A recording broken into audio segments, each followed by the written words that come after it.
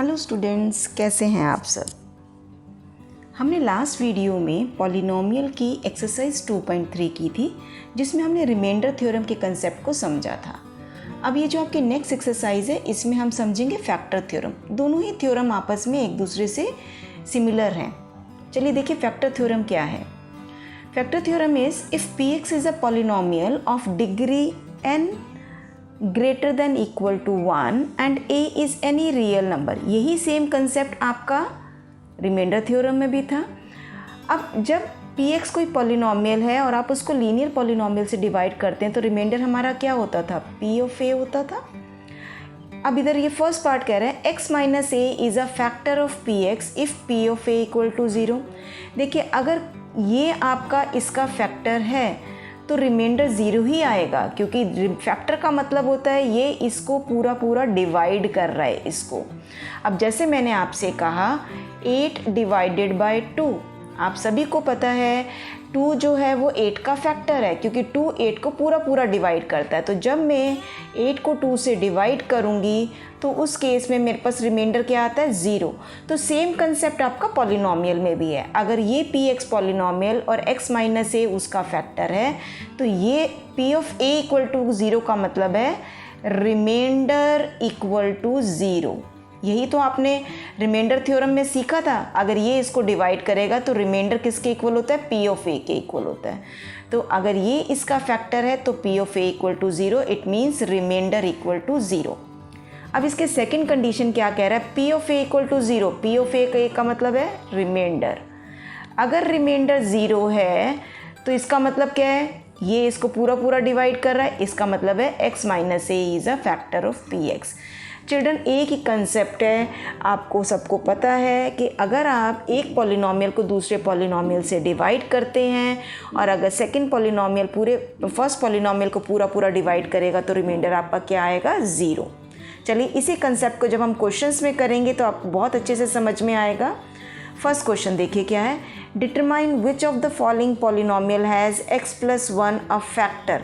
अगर ये इसका फैक्टर है तो रिमाइंडर 0 आना चाहिए। तो हम सीधा लिखेंगे कि using factor theorem.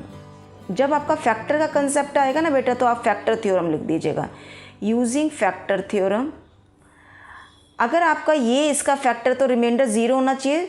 So reminder equal to 0 ये होना चाहिए आपका। अब आप रिमाइंडर निकालिए। रिमाइंडर क्या होगा आपका, p ऑफ माइनस 1। देखिए इसको इक्वल टू 0 रखते थे हम, x प्लस 1 को इक्वल टू 0 रखेंगे और x क्या आ जाएगा, -1। तो ये -1 आपको इस पॉलिनोमियल में रखना है। अब मैं यहाँ पे रखती जाऊँगी इसको और उसी से हमें पता चल जाएगा कि अगर रिमाइंडर 0 आ गया तो हम कहेंगे येस ये इसका फैक्टर है, और अगर नहीं आया तो हम कहेंगे ये इसका फैक्टर नहीं है। माइनस की पावर ऑड है तो इसका मतलब -1 ही आएगा।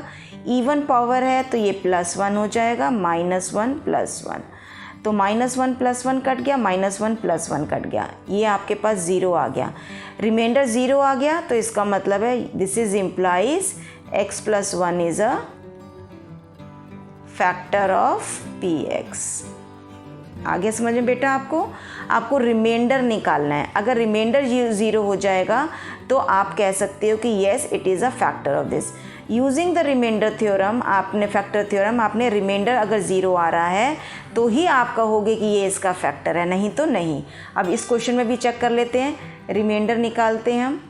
आपने लिखना वही है, यहाँ पे आपने लिखना है यूजिंग फैक्टर थ्योरम। रिमाइंडर क्या होगा इस केस के अंदर भी, p ऑफ -1।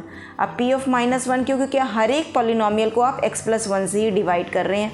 अब यहाँ पे निकालिए -1 की पावर 4 प्लस -1 की पावर 3 प्लस -1 की power 2 plus -1 + 1।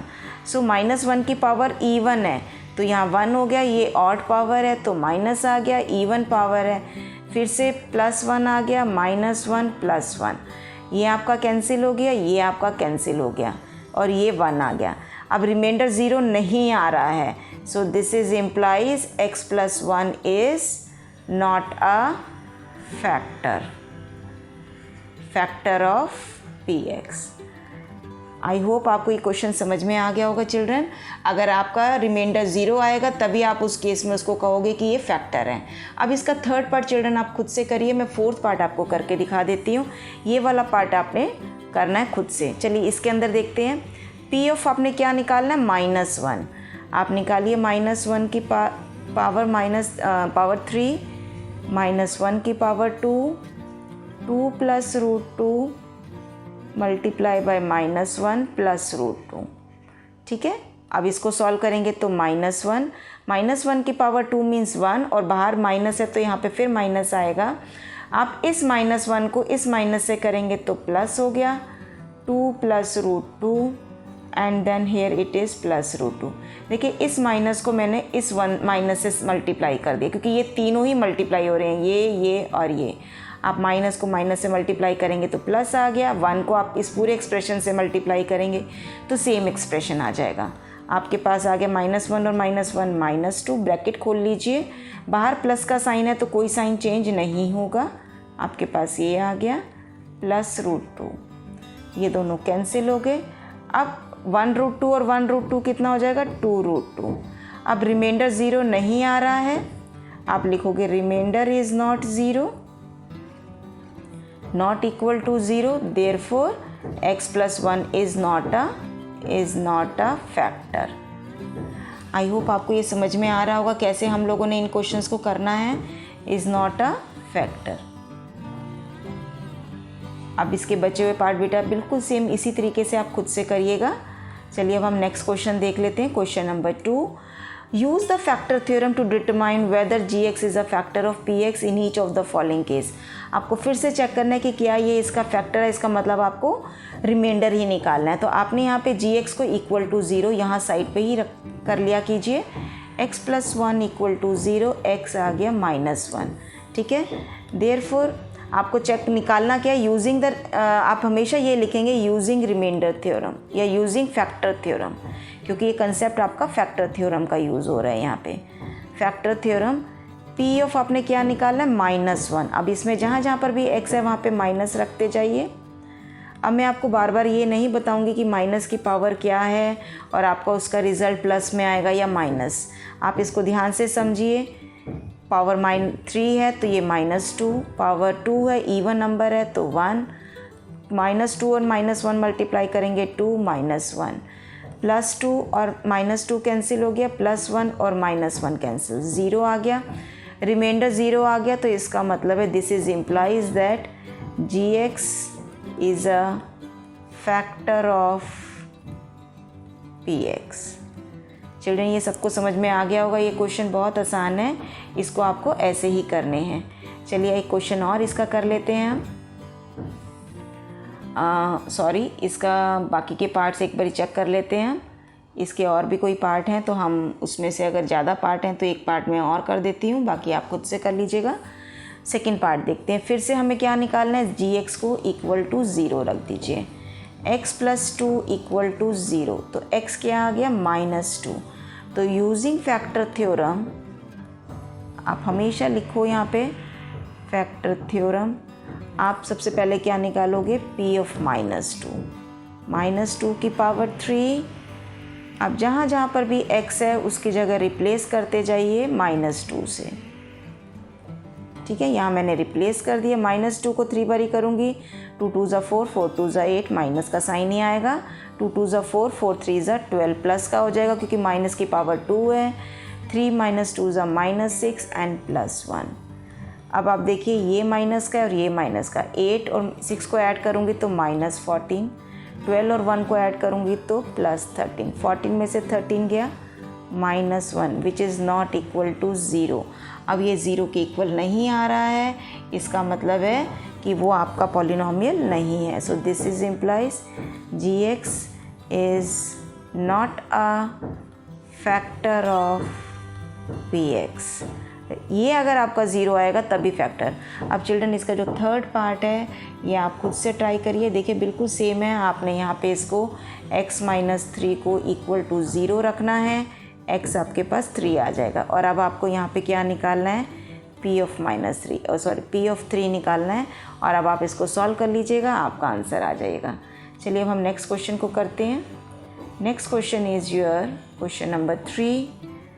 Find the value of k if x minus 1 is a factor of px। अब ये अगर फैक्टर होगा px का तो डेफिनेटली रिमाइंडर 0 आएगा। ये क्वेश्चन बहुत इम्पॉर्टेंट है, ये 2 मार्क्स में आते हैं ऐसे क्वेश्चंस आपके। ठीक है चिल्ड्रन, अब हमने यूजिंग क्या करना है, factor theorem. Using factor theorem, using factor theorem x minus 1 is a factor of px, then p of, अब इसको इक्वल टू आपने 0 रखा था तो x कितना आया था 1, तो p of 1 इक्वल टू 0। अब आप यहाँ से निकाल लीजिए 1 की power 2 plus 1 plus k equal to 0। 1 की power 2 is 1, 1 plus 1 plus k equal to 0। 1 plus 1 को ऐड करा 2 plus k equal to 0 and k equal to -2। ये आपका आंसर आ गया चिल्ड्रन।